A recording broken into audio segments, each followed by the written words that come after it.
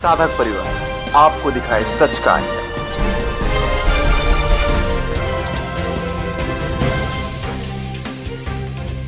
बापूजी Covid positive होकर हमारे पास भर्ती हुए। बापूजी का ऑक्सीजन सेचुरेशन 80-82 आ गया था। जब मैं उनके पास मिलने गया अंदर कोविड में, उनको हाँफते हुए देखा, मैंने उनको गंभीरता से सांस लेते हुए देखा और सिचुएशन डाउन देखा, तो मैंने कहा यार इसके बाद तो ये सिचुएशन डाउन ही ज़्यादा चला जाता है, पेशेंट एक्सपायर हो जाता है। परंतु मैंने गुरुजी का ये चमत्कार देखा, उनका ये सामर्थ्य देखा कि वो स्वयं भी ठीक हुए और आसपास जो उनसे बात करता, जो उनके प्रति श्रद्धा रखता, उसको भी वो ठीक करके वहाँ से लाए। कई तकलीफें हुई थी बापूजी को, यूरोलॉजी संबंधित, जो पेशाब संबंधित कुछ दिक्कत हुई थी, कुछ इन्फेक्शन वगैरह हो गए थे, कुछ ब्लड स्ट्रीम में भी कोई इन्फेक्शन था, जो लीवर एंजाइम वगैरह बहुत बढ़ गए थे।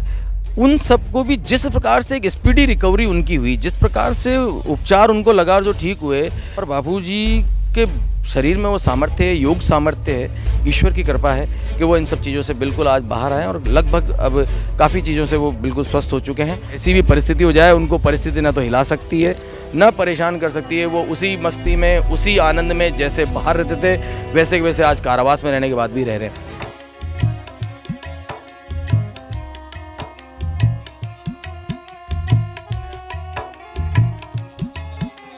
मेरा नाम भूपेंद्र सिंह शेखावत और मैं अखिल भारतीय आयुर्विज्ञान संस्थान जोधपुर अर्थात एम्स जोधपुर में वरिष्ठ नर्सिंग अधिकारी के पद पर कार्यरत हूँ विगत सन जनवरी 2014 से ही।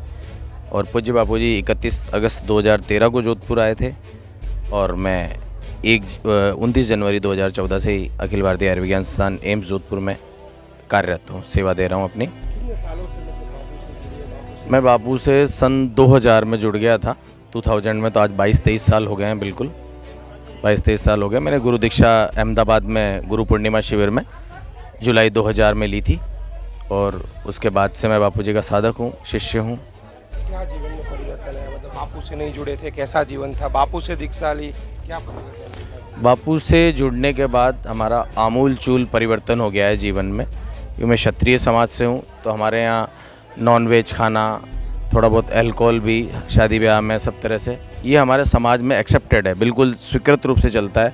परंतु पूज्य बापू से जुड़ने के बाद हमारे परिवार में ये सब चीज़ें बंद हो गई। हमने नॉन वेज खाना बंद कर दिया, अल्कोहल से बिल्कुल दूर हो गए। इवन पूरा परिवार, मैं, मेरे पिताजी, माताजी, हम सब लोग जुड़े, छोटा भाई, विवाह हुआ, धर्मपत्नी, तो उसके बाद मेरे चाचा था, उस सब लोग जुड़ गए। परिवार में एक साफ़ सफाई हो गई, बिल्कुल हम एक शुद्ध सात्विक जीवन जीने लगे। गुरु जी के बताए नियम मानने लगे, प्राणायाम करने लगे, योग करने लगे, माला जपने लगे। उससे हमारे जीवन में बहुत परिवर्तन आई, शुद्धता, सात्विकता आई, मानसिक शांति मिली, आध्यात्मिक, आदि देविक, भौतिक सभी लाभ हुए। जीवन में जहाँ सफलता नहीं मिल रही थी, सफलता मिली। और काम धंधे में देखें, समाज में देखें, हर जगह हमारी मान प्रतिष्ठा बढ़ी। और गुरु जी की कृपा से, गुरु जी की सेवा में, गुरु जी के आनंद में हमारा जीवन बहुत मंगलमय हो गया और बीत रहा है, मंगलमय बीत रहा है। बापू पे आरोप लग रहे हैं, बापू यहीं जोधपुर की बात की जाए तो 10 सालों से जोधपुर की जेल में, उसके विषय में क्या? मैं ये स्पष्ट कहना चाहूँगा कि बापूजी पे ये आरोप हैं जो बिल्कुल निराधार हैं, बिल्कुल झूठे हैं। और मैंने एफआईआर पढ़ी है, बिल्कुल एफआईआर में आप अगर कोई भी साधारण व्यक्ति भी उस एफआईआर को पढ़ेगा तो वो समझ जाएगा कि ये मैनिपुलेटेड है, बनाई गई है। उस बालिका को भ्रमित किया गया और उसने कह दिया कि भाई मेरे माता पिता को कुटिया के बाहर बिठा के रखा और मुझे अंदर बुला के मेरे साथ छेड़छाड़ की। ये कहीं भी संभव ही नहीं है, किसी के माँ बाप बाहर बैठे और उसको अंदर बुला के छेड़छाड़ करें। और बापूजी जैसे विश्व नियंता, विश्व के एक प्रमुख संत जो है वो इस प्रकार का करें, संभव ही नहीं है। हम सब जानते हैं कि मैनिपुलेटेड है, झूठी है, फैब्रिकेटेड है। और बिल्कुल आप उसको देखें तो आपको लगेगा कि ये इससे बकवास केस नहीं हो सकता, इससे बकवास बात नहीं हो सकती। पर ठीक है, न्याय प्रक्रिया में उन्होंने कैसे उसको प्रस्तुत किया और किन लूप होल्स का उन्होंने फ़ायदा उठाया, पॉस्को एक्ट का फ़ायदा उठाया, इस प्रकार से ये सज़ा की गई है। परंतु मैं स्पष्ट रूप से कहना चाहूँगा, मेरे निजी अनुभव के आधार पर भी, कि मैं बापूजी से पर्सनल जुड़ा हुआ हूँ। मैं विगत 2000 से कई शिविरों में गया, अहमदाबाद गया, शिविर गया। बापूजी किसी को टच तक नहीं करते, छूते नहीं हैं। बापूजी प्रसाद दूर से देते।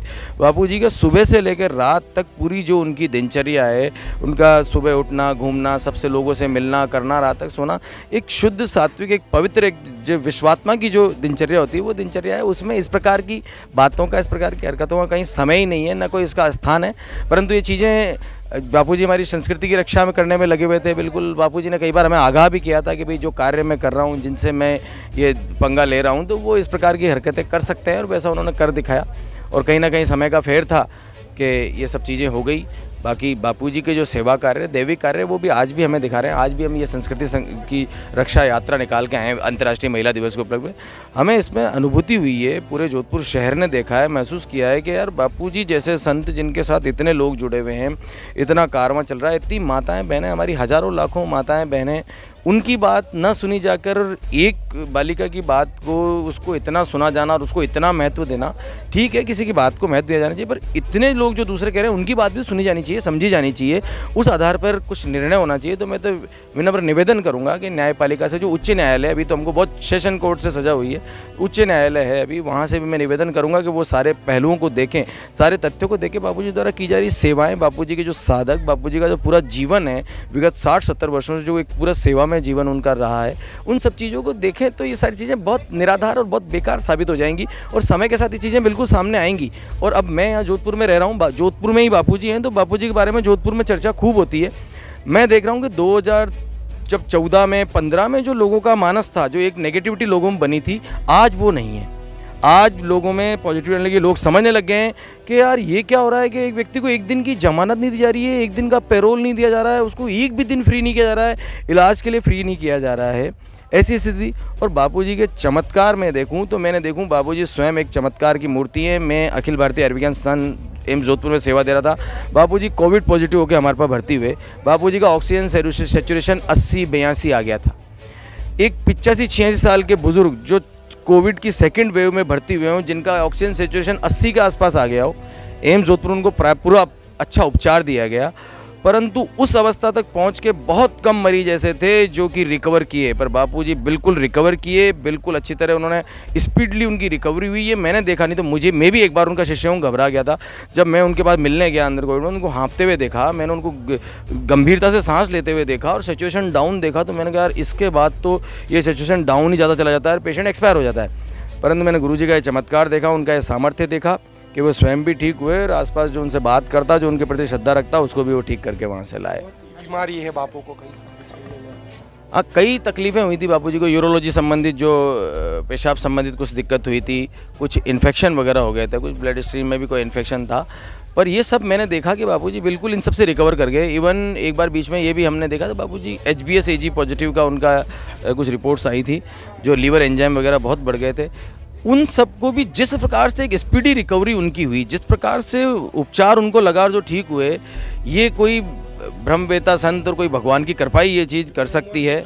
इतनी उम्र देखी जाए तो उस उम्र में इन सब चीज़ों से इस प्रकार से रिकवर हो जाना, मैं एम्स जोधपुर को भी कहूँगा कि उन्हें एक अच्छा उपचार मिला। पर बापूजी के शरीर में वो सामर्थ्य है, योग सामर्थ्य है, ईश्वर की कृपा है कि वो इन सब चीज़ों से बिल्कुल आज बाहर आए और लगभग अब काफ़ी चीज़ों से वो बिल्कुल स्वस्थ हो चुके हैं। और बापूजी जैसा मैंने प्राणबल वाला, आत्मबल वाला व्यक्ति नहीं देखा, क्योंकि अखिल भारतीय आयुर्विज्ञान संस्थान जोधपुर में आने पर मेरा कई बार उनके नज़दीकी सानिध्य मुझे प्राप्त हुआ। तब मैंने देखा कि जैसा वो बाहर रहते थे, मैं बाहर भी बापूजी जाता था, मुझे कई बार नज़दीकी मिल जाती थी, निवाई गौशाला में, सूरत आश्रम में, कोटा आश्रम में, मुझे नज़दीक से बापूजी से मिलना होता था, जानना होता था। तो बापूजी वैसे ही ब्रह्मवेता की तरह आज भी अंदर भी रहते हैं, तो वैसे ही रहते हैं और अपने उसी जो उनका जीवन जीने का तरीका है उसी आत्ममस्ती में जीते हैं। और बापूजी ने ही हमें सिखाया, हमें बताया। मैं भगवान कहना चाहूँगा कि पहले लोग कहते थे कि यार बापू तो बढ़िया हवाई जहाज़ में घूमते हैं, आते जाते हैं, सारी बात की सुविधा, एक इशारा करें तो 50 साधक हाजिर, ये वो। ऐसी अवस्था में व्यक्ति द्वारा ये कह दिया जाना कि भाई सदैव समर प्रसन्न रहना सर्वोपरि भक्ति है, कोई दिक्कत नहीं है। पर बापूजी ने ये विपरीत परिस्थितियाँ भी करके बता दी। वो परिस्थितियाँ भी थी, तब भी बापू उसी आत्मानंद की मस्ती में रहते थे। और आज कारावास में मेरा कई बार उनके से जाके जब मैं मिलना हुआ, यहाँ अस्पताल में बीमारी वाली अवस्था में मेरे को उनको देखना हुआ, जब डॉक्टर कह रहे हैं आपकी बहुत गंभीर स्थिति है, आप बहुत उस अवस्था में मैंने उनकी जो मस्ती देखी, उनका जो आत्मानंद देखा, तब मुझे वास्तव में साबित हुआ कि गुरुदेव को कैसी भी परिस्थिति हो जाए, उनको परिस्थिति ना तो हिला सकती है, ना परेशान कर सकती है। वो उसी मस्ती में, उसी आनंद में जैसे बाहर रहते थे, वैसे के वैसे आज कारावास में रहने के बाद भी रह रहे हैं। तो ये उनकी ब्रह्मनिष्ठता है, ये उच्च स्थान जो उनका है। अभी दूसरी कोर्ट, गुजरात की कोर्ट ने भी बापू को आजीवन कारावास की, दो कोर्ट ने आजीवन कारावास की सजा कर दी। देख रहे भक्त नहीं टूट रहे, उनकी श्रद्धा कम नहीं हो रही, क्या कारण है? देखो, भक्त की श्रद्धा इसलिए कम नहीं हो रही है कि भक्त क्या है, किसी का द्वारा बनाया गया नहीं है। जैसे मैं बापू का शिष्य हूँ, भक्त हूँ, तो मेरे को किसी ने बनाया नहीं है, मैं मेरे अनुभव से हूँ। मैं मेरे अनुभव से हूँ। मैं मेरे गुरुजी से जुड़ने के बाद मेरे जीवन में जो परिवर्तन आया, मेरे परिवार में, मेरे समाज में, और जो मैं देखता गया, जो लोग जुड़ते गए, जो बापूजी को मानते गए, बापूजी के बताए मार्ग पे चलते गए। बापूजी ने कोई अपना धर्म मत पंथ संप्रदाय तो चलाया नहीं है। बापूजी ने तो सनातन धर्म को ही आगे बढ़ाया है। जो वैदिक संस्कृति को, जो हम जिसको भूलने का हम पाप कर चुके थे, वो वैदिक संस्कृति की हमें वापस याद दिलाई है। जो हमारी दृढ़ मान्यताएं, जो हमारी परंपराएं, उन पे हमने चलना सिखाया है। हमें यही सिखाया है कि यार आप किसी का बुरा ना करें, अपना एक सबका मंगल, सबका भला वाली भावना लेकर आप चलें, वसुदेव कुटुंबकम की भावना लेकर आप चलें, और एक शुद्ध सात्विक मार्ग पर अपना जीवन जिएं, ईश्वर की साधना करते हुए, अपने भगवान का मार्ग लेते हुए, जो आत्म साक्षात्कार के लिए हमें जीवन मिला है वह सब करते हुए चलें। ऐसा गुरुजी ने हमें करवाया है, सिखाया है, तो वही हम मानते हुए चल रहे हैं और उसमें बिल्कुल आनंद भी आ रहा है। तो ये कोर्ट सजाएं कर रही है, क्या कर रही है, इस विषय में तो मैं क्या कह पाऊँगा। बाकी मैं कह पाऊँगा कि शायद वो ये देखते कि बापूजी का क्या जीवन रहा है। जैसे गुजरात वाले केस में वो 10-12 साल पुराना मुकदमा था, आज 20-22 साल बाद उसमें सज़ा हुई है। आप इस एक साधारण सी बात है कि आज मैं हूँ, कोई भी है यार, आज कोई 12 साल पुराना कोई आगे उठा के कहते कि यार इसने मेरे साथ वो किया था, तो मैं कैसे साबित करूँगा कि नहीं किया भाई। ना तो कोई मेडिकल एविडेंस उस 12 साल पुराने के लिए, ना और कोई एविडेंस हो सकते हैं उसमें। जो डेट्स उन बहनों ने बताई वो भी डेट्स गलत निकल गई, तो उन्होंने कहा हम भूल गए। तो उनकी हर चीज़ मानी गई, हमारी कोई भी नहीं मानी गई। इस बात का दुख होता है, इस बात की पीड़ा होती है कि हमारी तरफ से जो प्रूफ और एविडेंस दिए जा रहे हैं उन्हें ना माना जा रहा है, और सामने वाले की सब चीज़ें मानी जा रही है। तो कहीं ना कहीं चीज़ें ये प्रभावित हैं। अब क्या प्रभावित है, ये समय के साथ सब सामने आ जाएगा। उच्च न्यायालय, उच्चतम न्यायालय इसको लाएगा सामने। गुजरात केस की बात की जाए तो 8 आरोपी थे, बापू को 8वां आरोपी बनाया था, 7 आरोपी निर्दोष छूट गए। तो वहाँ के लोगों में भी एक असमंजस है कि 7 आरोपी छूट गए, बापू ही कैसे एक आरोपी हुए, 6 आरोपी छूट जा रहे हैं। मतलब अब इसका मतलब कहीं ना कहीं ये समझ में आता है ना साहब। देखो, सभी लोग रोटी खाते हैं, भोजन करते हैं, सभी का दिमाग भी काम करता है, और ये आम आदमी भी समझने लगा है। बापू का साधक तो समझा है, बापू का साधक तो अनुभव से जुड़ा हुआ है, वो ना टूट सकता। उसको आप कितना ही कुछ भी कह दो, बरगला दो, वो नहीं टूटेगा, क्योंकि वो अनुभव से जुड़ा हुआ है। आज मैं आपको अनुभव से जानता हूँ, तो फिर आपके लिए मेरे को कोई कुछ भी कहेगा तो मैं उस पर विश्वास नहीं करूँगा, क्योंकि मेरा अनुभव है आपके साथ।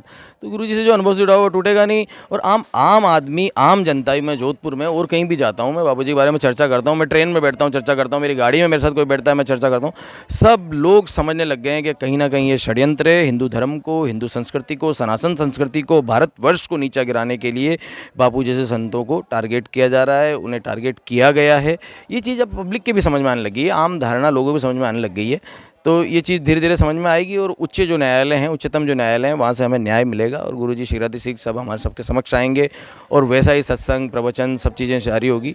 बाकी उनका संकल्प बल तो हम देख ही रहे हैं। आज भी हमारी गौशालाएँ भी चल रही है, हमारे गुरुकुल भी चल रहे हैं, आश्रम के द्वारा जो सेवाएँ हो रही है वह भी चल रही है, आदिवासी एरियो में सेवाएँ हों, जहाँ भी सेवाएँ हों, तो सारी चीज़ें गुरुजी की कृपा से, उनके संकल्प से, भगवान की कृपा से सब हो रहा है। भगवान जानिए देश की पल पल की खबर नीलेश ठक्कर के द्वारा आपके अपने साधक परिवार पर। साधक परिवार आपको दिखाए सच का आईना।